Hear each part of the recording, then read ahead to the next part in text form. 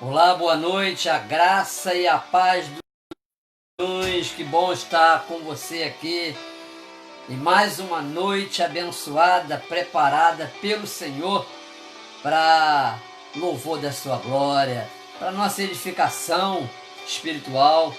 Agradeço desde já a sua companhia aqui comigo, ter escolhido passar esses minutos aqui de ministração da palavra de Deus. Que a graça do Senhor, a unção do Espírito Santo seja de forma poderosa derramada sobre a sua vida nesse primeiro domingo do mês de outubro, iniciando aí mais um mês do ano de 2020. Estamos caminhando para o final de mais uma etapa. Que o Senhor nos abençoe. Eu quero orar junto com você neste momento e juntos nós compartilharmos da palavra de Deus em nome do Senhor Jesus. Pai bendito, nós te glorificamos pela noite que o Senhor nos preparou para esse momento de comunhão, esse momento de graça, esse momento de unção do teu Espírito sobre a nossa vida. Que tu estejas abençoando a vida de cada irmão, de cada irmã, nas suas casas, aqueles que de maneira muito especial não têm ainda podido participar dos cultos presenciais, sejam abençoados através da tua palavra, como creio que até esse momento tu já usaste muitos dos teus servos para ministrar o seu coração. Que tu guardes a nossa vida, guardes a nossa mente, trazendo cura, restauração para o nosso país, trazendo vida, trazendo, Senhor, transformação de toda a realidade, meu Senhor, que não concorda com os propósitos do teu reino e da tua vontade para a nossa vida. Em nome de Jesus, traga cura, traga restauração, traga consolo, conforto. Que a tua palavra seja agora, Deus, ministrada de forma abençoada ao nosso coração. Dá-nos entendimento daquilo que o teu Espírito quer nos fazer compreender sobre a tua palavra nesta noite. Em nome de Jesus. Aleluia. Bendito seja o nome do Senhor.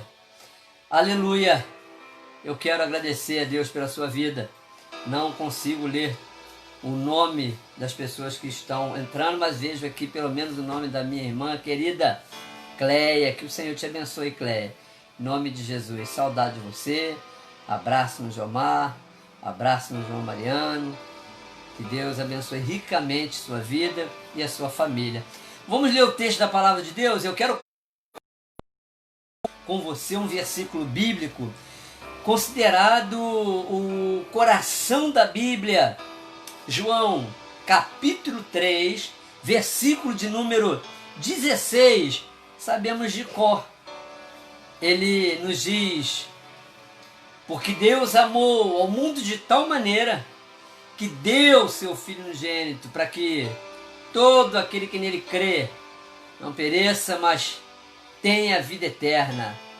Deus amou o mundo de tal maneira que enviou o seu Filho unigênito para que todo aquele que nele crê não pereça, mas tenha vida eterna. Eu não tenho dúvidas de que uma das melhores demonstrações de amor que uma pessoa pode dar a outra pessoa é o seu interesse em estar perto dela. Porque a relação baseada no amor requer presença, cuidado, participação na vida do outro, tanto nos momentos agradáveis, quando as pessoas compartilham entre si o que têm, como também nos momentos difíceis, quando se faz mais importante se dar a outra pessoa do que exatamente dispor de alguma coisa para suprir uma necessidade material. Aliás, dar alguma coisa, fazer caridade, suprir a falta material de alguém, é algo que pode ser feito perfeitamente como uma estratégia até para aliviar a consciência pesada de alguém que anda à mão do sistema corrupto, injusto do mundo, muitas vezes ocupando posições ou obtendo recursos financeiros ilícitos que, se contasse com a sua própria competência, sua capacidade, seu caráter, não conseguiria, sim, do que, de fato, uma genuína demonstração de amor. Andar à mão do sistema pode ser interpretado dentro do contexto do que João escreveu, dizendo: não ameis o mundo nem as coisas que há no mundo. Se alguém amar o mundo, o amor do Pai não está nele. 1 de João capítulo 2, versículo 15 fala sobre isso. Essa afirmação de João é completamente oposta à verdade revelada em João 3,16 sobre o amor de Deus pelo mundo, pela humanidade, aqui na sua epístola. O mesmo João que escreveu também o Evangelho fala da impossibilidade do amor do Pai estar na pessoa que ama o mundo, por causa da incompatibilidade que há entre as ambições que movem o egoísta coração do homem, cujas paixões se sintonizam com o sistema opressor do mundo, e os propósitos do reino de Deus. Isso não é uma justificativa à mesquinhez de muitas pessoas que se dizem cheias do Espírito Santo, tão ligados no céu, que não percebem as coisas que se passam ao redor na terra. O apóstolo Paulo, o apóstolo Tiago, melhor dizendo, ele nos ensina sobre isso na sua epístola, dizendo, né, sobre não justificar essa mesquinhez. Ele diz o seguinte, que aquele que sabe que deve fazer o bem e não faz, nisso está pecando. Ou como diz o nosso amigo cantor Asaf Borba numa das suas canções: pois sei que é possível dar sem amar, mas impossível amar sem dar. No caso de Deus, depois de ter criado o ser humano conforme a sua imagem e semelhança, depois de tê-lo colocado como coroa da sua criação e lhe ter dado a terra com todas as suas condições necessárias para sua existência e, acima de tudo, ter lhe dado a eternidade através do espírito de vida que ele recebeu, o que poderia ainda deixar Deus insatisfeito? Afinal, no sexto dia, depois de ter concluído a sua criação, ele mesmo disse que era tudo muito bom. Gênesis capítulo 1, versículo 31 fala sobre isso. A minha resposta a essa pergunta é o fato de Deus saber que ainda existia uma distância entre ele e o ser que amava. No Antigo Testamento, quando o homem se referia ao lugar da habitação de Deus, se baseava com certeza no que foi escrito pelo salmista, que disse: no céu está o nosso Deus e tudo faz como lhe agrada. Salmo 115, versículo 3. E no entendimento do ser humano, orientado pela experiência de Moisés, era impossível a qualquer pessoa, se quer ver a Deus e permanecer viva. Essa foi a resposta que Deus deu ao próprio Moisés, quando ele desejou e pediu para ver a face do Senhor, como está escrito lá no livro de Êxodo, capítulo 33, versículo 20. E você deve se lembrar daquela experiência lá do Monte Sinai, quando o povo estava lá no monte, ou quando Moisés estava no monte, o povo no pé do monte, e sequer era permitido tocar no monte, porque quem assim fizesse morreria. Por isso todos se conformam com a manifestação do amor de Deus à distância, transformado através de tudo que demonstrado através de tudo aquilo que ele criou, através do que ele colocou no mundo para o pleno bem-estar do ser humano. Jamais o homem do Antigo Testamento imaginou no seu coração a possibilidade da presença do Santo materializada em carne nesse mundo profano. E quando eu falo profano, é no sentido de distinguir o que pertence a Deus, que é o céu, e o que pertence ao homem, que é a terra, dada por ele aos filhos dos homens, como também afirma o salmista no Salmo 115, versículo 16. Então, no que dependia do entendimento do ser humano, orientado pela teologia do Velho Testamento e pela experiência de Moisés, pretender a presença de Deus no mundo e a sua convivência com os pecadores era algo tão impossível quanto inadmissível. Imagine então a um ser humano que nasce de modo natural, a ele se atribuir a essência, a natureza divina. A conclusão a que chegamos é que o envio de Jesus Cristo resultou de uma decisão única de Deus, e não foi a resposta ao clamor de ninguém pela sua presença no mundo, porque no Antigo Testamento o consenso geral era da impossibilidade da presença do santo neste mundo de pecado.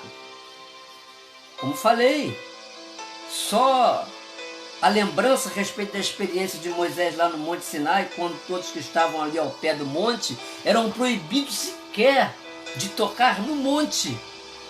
Mas Deus chegou ao ponto absurdo de demonstração do seu amor pelo mundo de tal maneira que deu seu Filho unigênito para que todo aquele que nele crê não pereça, mas tenha a vida eterna. Todo aquele que nele crê não pereça, mas tenha a vida eterna. Eu tive uma dificuldade aqui com o aparelho celular, mas estamos conectados em nome de Jesus. E a palavra de Deus diz que ele veio para o que era seu, e os seus não receberam. João capítulo 1, versículo 11 fala sobre isso. E como você lê e entende esse versículo? Veio para o que era seu, no singular, e os seus não o receberam, no plural, que já significa o povo judeu. A tradução grega aqui para o pronome eu, nesse contexto, significa casa.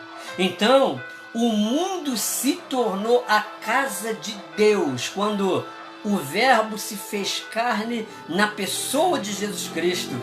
Interessante o que diz o texto de Zacarias no capítulo 13, versículo 6, a respeito de Jesus, 520 anos antes da sua vinda ao mundo. Está escrito lá em Zacarias capítulo 13, versículo 6, se alguém lhe disser, que feridas são essas nas tuas mãos? Responderá ele, são as feridas com que fui ferido na casa dos meus amigos. Esses, no texto, chamados de amigos, são os judeus que, quando Jesus veio à casa deles, que era a região onde eles habitavam, não o receberam. O que significa uma falta grave cometida em relação a alguém que, na cultura judaica, tinha que ser acolhido, tinha que ser hospedado. A lei relacionada à hospitalidade de um estranho que estivesse numa cidade judia e o dever de preservação da integridade física daquele hóspede era algo muito sério na cultura judaica. E no caso de Jesus, o texto de Zacarias o identifica não como um estranho, mas como alguém que tem uma relação de amizade com os judeus. E se havia uma lei referente à hospitalidade e preservação da integridade física de um estranho que chegasse à casa de um judeu, vamos lembrar aqui o caso de Ló, quando ele recebe a visita daqueles anjos, aqueles homens que ele não sabe que eram anjos, e ali ele é perturbado pelos homens de Sodoma que estão do lado de fora e querem que aqueles que eles pensam que são homens e estão dentro da casa de Ló saiam, para que eles tenham relações sexuais com eles. Ló, ele leva de tal maneira a sério essa regra, essa lei da hospitalidade aos estranhos que o visitavam, que ele chega a oferecer as suas próprias filhas para serem abusadas pelos sodomitas que estão do lado de fora. E isso é um outro assunto, claro, mas só para você saber como que é importante na cultura judaica essa questão da hospitalidade. E se isso é uma realidade a respeito dos estranhos, muito mais em se tratando de um amigo, o quanto então Israel agravou, trouxe sobre si a pena de condenação pelo crime cometido contra outro judeu, neste caso, Jesus Cristo. Mas como já dissemos, para o povo de Deus, naquela época, representado como o povo exclusivo de Deus, né? Deus manifestado em carne, era uma ideia absurda, inadmissível. E na experiência da peregrinação de Israel no deserto, a Arca da Aliança representava a presença de Deus no meio do povo.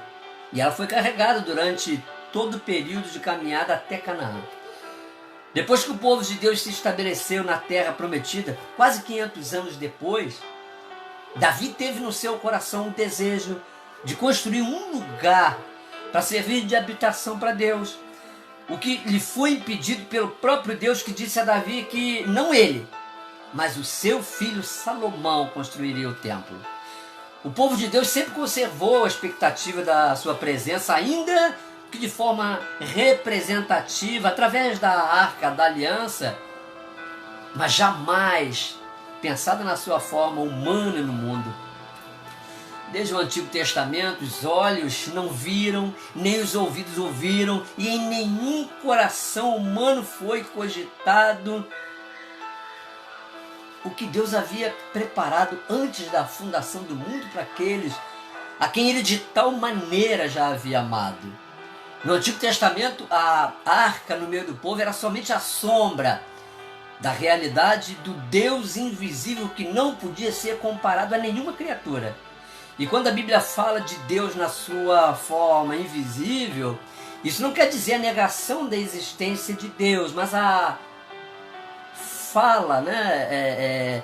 A Bíblia está falando de Deus que não pode ser representado por nenhuma forma existente, nenhuma forma, nenhuma coisa, nenhum objeto existente é suficiente para apresentar Deus na sua forma real ao homem. E apesar de todo o universo criado dar testemunha a respeito da glória de Deus, ainda assim se poderia dizer que o mundo experimentava o vazio de Deus, descrito pelo salmista como o que está lá no céu fazendo tudo o que lhe agrada. E o que dá a entender é que Deus mesmo não estava totalmente agradado com tudo que havia criado, porque não tinha ainda revelado ao ser humano o seu amor, da forma como o homem melhor pudesse compreendê-lo. E de que forma melhor o homem poderia compreender o amor de Deus? Deus se tornando homem. E essa é a maneira mais perfeita de entendermos o sentido literal da palavra misericórdia, que é Deus colocando o seu coração na miséria humana, deixando o céu, lugar da sua habitação, onde Ele é perfeitamente agradado para vir ao mundo e por amor ao homem sofrer os agravos por parte do próprio homem. E quanto à compaixão de Deus, não havia outra forma pela qual Ele pudesse demonstrar ao homem essa compaixão, senão através da sua relação com Ele, na condição humana, vindo habitar no meio dos homens. Assim Jesus dá sentido literal e perfeito na plenitude dos tempos, no período da dispensação da sua graça, revelada no Novo Testamento, ao papel exercido apenas de maneira figurada pelo sumo sacerdote no Antigo Testamento, conforme está escrito na carta aos Hebreus, que diz que não temos um sumo sacerdote que não possa se compadecer das nossas fraquezas. Antes foi Ele tentado, Jesus, em todas as coisas, a nossa semelhança, mas sem pecado. Leia depois Hebreus capítulo 4, versículo 15.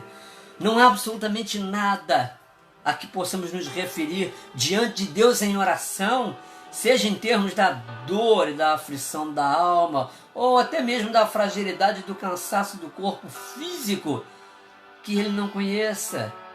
Na experiência vivida por Jesus de Nazaré, o Deus que habitou entre nós para nos mostrar sua glória, glória como do único Filho gerado do Pai. E ele voltou ao céu pelo poder da sua ressurreição. Agora ele Jesus Cristo glorificado, para nós inspiração para mantermos a nossa expectativa no Deus que está no céu. Já não é mais o salmista que traz para nós essa referência do Deus que está no céu. Nós temos uma referência de Deus no céu através de Jesus Cristo, onde continua Deus se agradando, tudo concordando com a plena vontade de Deus. Mas Jesus, como verbo encarnado, ele também nos ensinou através da oração do Pai Nosso, orarmos pedindo que a vontade de Deus seja feita aqui na terra, como ela é feita no céu. E não há nada que mais desagrade a Deus e o contrarie e o aborreça na questão da sua vontade para a vida do homem do que o pecado, que distorce no ser humano a impressão do Criador, causando assim a desfiguração da sua imagem no ser humano, interferindo na relação de Deus com o homem. E qual foi o propósito único da vinda de Jesus ao mundo?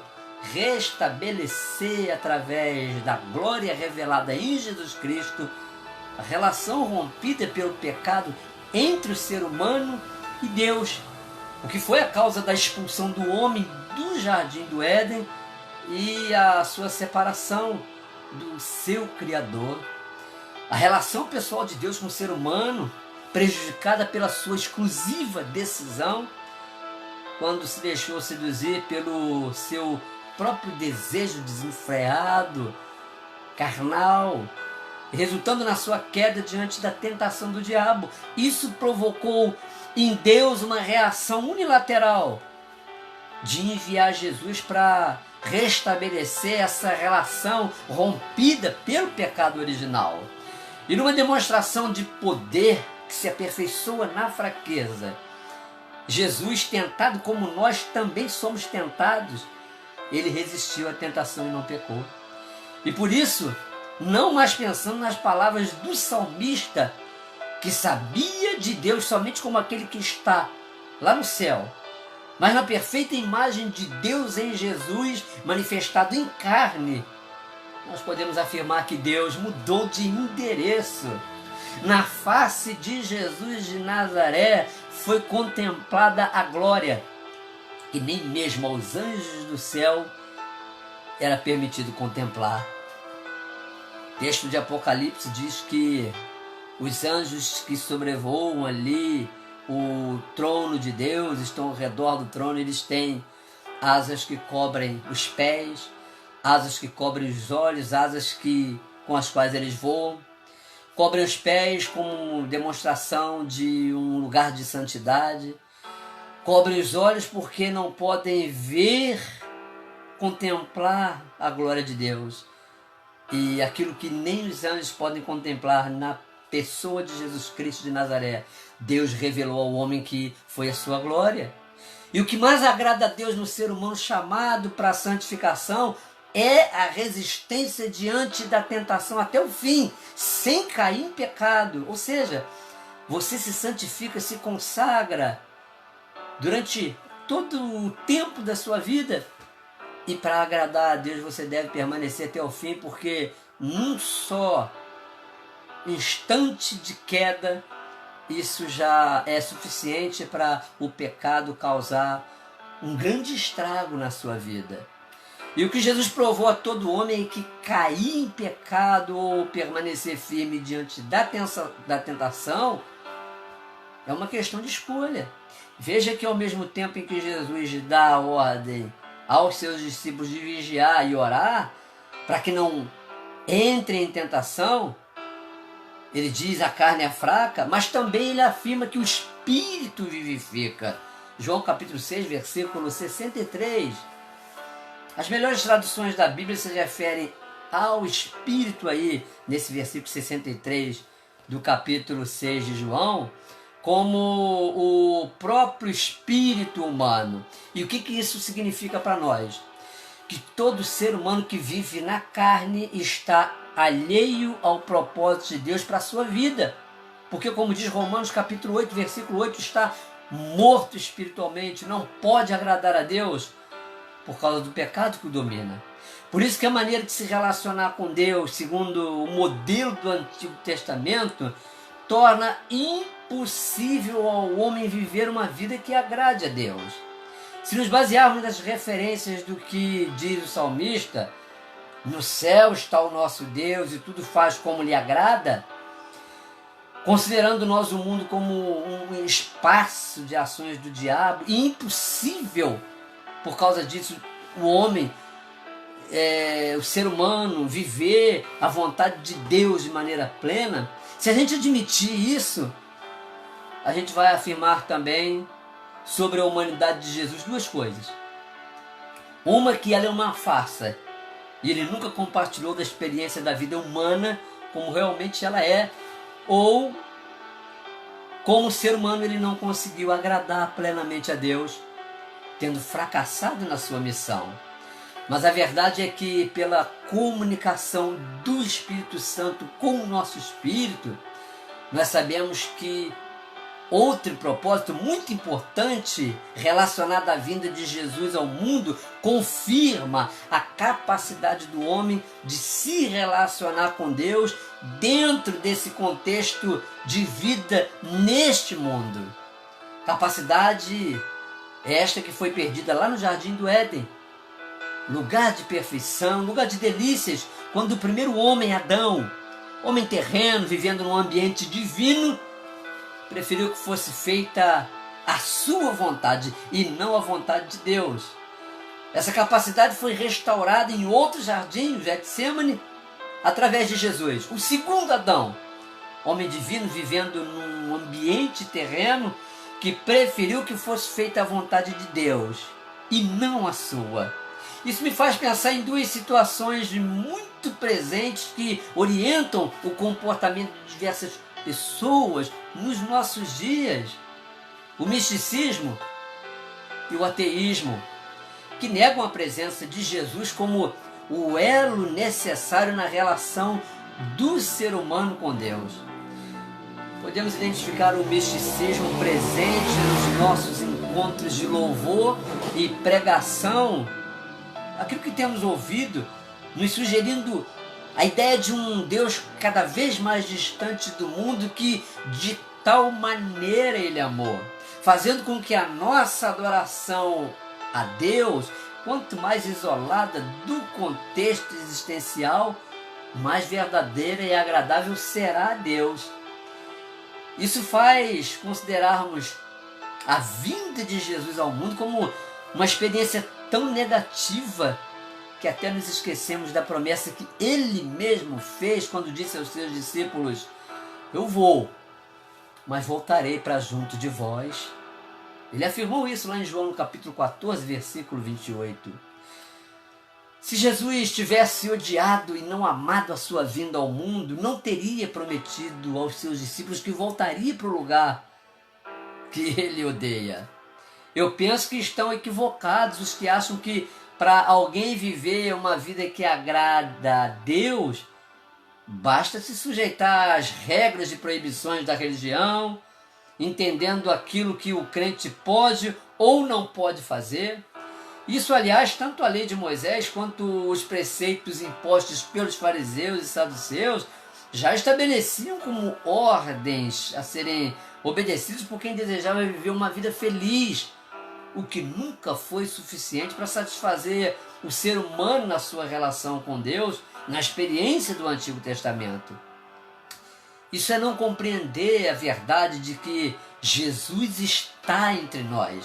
Ele mesmo disse que está conosco até a consumação dos séculos. Deus não está somente lá, e isso é uma questão que muito nos interessa, porque queremos também encontrá-lo lá no céu, depois da vida aqui nesse mundo. Mas Ele está também aqui, onde necessitamos da sua presença através do Espírito Santo que se move em nós, dando continuidade à obra iniciada por Jesus nesse mundo. Já o ateísmo tem sido uma prática cada vez mais crescente no mundo atual por causa da falta de coerência entre a pregação e a prática da palavra por parte de muitos que dizem crer em Jesus, com carisma em alta, mas com caráter lá embaixo. O ateísmo se apoia na indiferença em relação a Deus ou na sua negação, como se o próprio universo experimentasse o vazio de Deus, ausente da sua criação. E não é o caso de Deus não existir. Pelo contrário, exatamente por causa da existência de muitos deuses no mundo, é que as pessoas têm a dificuldade de crer num único Deus pregado por muitos cristãos que não vivem aquilo que pregam, tornando Deus mais um Deus entre tantos outros em quem não creem os ateus. Por isso a importância de, no nosso tempo, assumirmos o compromisso de afirmarmos a existência de Deus, o que tem a ver com a nossa afinação em relação à prática da fé, do nosso discurso teológico, com a nossa prática de fé. O mundo não está vazio de Deus, mas o mundo tem se esvaziado de pessoas que não se deixam preencher por Deus através do seu Espírito. Hoje o mundo não conta mais com a presença física de Jesus, e Deus quer contar com a minha e com a sua presença, como pessoas habitadas e renovadas pelo poder do seu Espírito, para a cada dia vivermos os propósitos de Deus aqui na terra, reivindicando a sua vontade aqui, como ela é feita lá no céu. Hoje as mãos, os pés, os olhos de Deus no mundo somos nós, agentes de transformação de toda a realidade que não se conforma com a vontade de Deus, aquilo que não está de acordo com a vontade de Deus, com os propósitos do seu reino neste mundo, como um povo zeloso, preparado para fazer as obras que glorificam a Deus. Vive intensamente a piedade. E na compreensão bíblica e wesleyana, as obras de piedade têm a ver com a prática da oração, do jejum, da leitura, da meditação na palavra de Deus.